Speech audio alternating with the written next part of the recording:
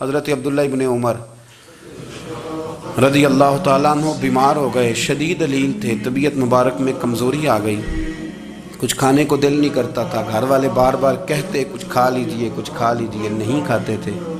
بالآخر حضرت نافع آپ کے غلام تھے، ان سے کہنے لگے کہیں سے مچھلی مل جائے نا تھوڑی سی، میں کھاؤں گا۔ تو کہتے ہیں میں سارے مدینے میں ڈھونڈتا رہا، مچھلی نہ ملی، اگلے دن بھی ڈھونڈی تو نہ ملی، تیسرے دن بھی ڈھونڈی تو نہ ملی، تو فرمانے لگے یار بس چھوٹی سی خواہش ہے، کوئی فرض نہیں ملتی تو رہنے دے۔ کہتے ہیں چوتھے دن مچھلی مل گئی، میں 1.5 دینار کی مچھلی لایا، لا کے حضرت عبداللہ ابن عمر رضی اللہ تعالیٰ عنہ کے سامنے جو مچھلی رکھی تو آپ نے لقمہ روٹی کا توڑا تھا، مچھلی کو لگانے لگے کہ دروازے پہ فقیر نے آ کے آواز دی کچھ کھانے کو دو۔ تو حضرت عبداللہ ابن عمر نے روک لیا اور ہنسے۔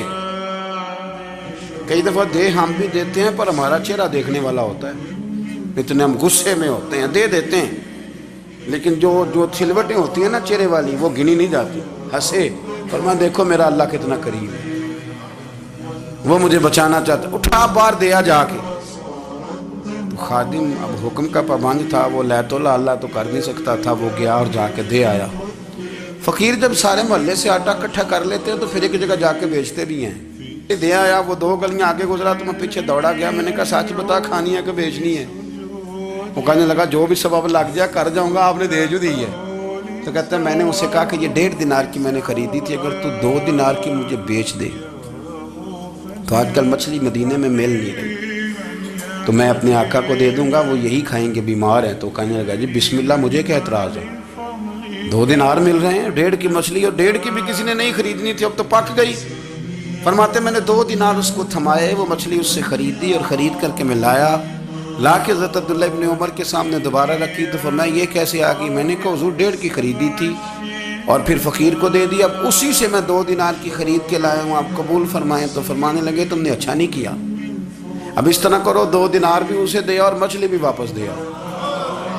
عرض کی حضور کیوں؟ فرمایا تم نے قرآن نہیں پڑھا؟ حضور پڑھا ہے۔ فرمایا رب فرماتا ہے لن تنالوا البر حتی تنفقوا مما تحبون، تم بھلائی کو اس وقت پہنچو گے جب اپنی پیاری چیز راہ خدا میں خرچ کرو۔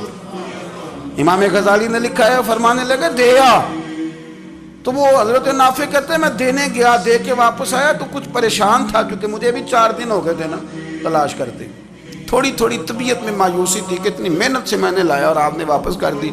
تو حضرت عبداللہ ابن عمر نے مجھے قریب بٹھایا، پھر مجھے تھپکی دی، فرمانے لگے پتر میں نے ویسے بھی کبھی جھوٹ نہیں بولا اور آج کل تو میں ویسے ہی بیمار ہوں، ٹائم ہی نہیں، وقت ہی نہیں، موقع ہی نہیں جھوٹ بولنے کا، میں تجھے سچ بتاؤں مجھے مچھلی کھا کے اتنا سکون نہیں ہونا تھا جتنی اللہ کے راستے میں خیرات کھا کے مجھے سکون ہوا۔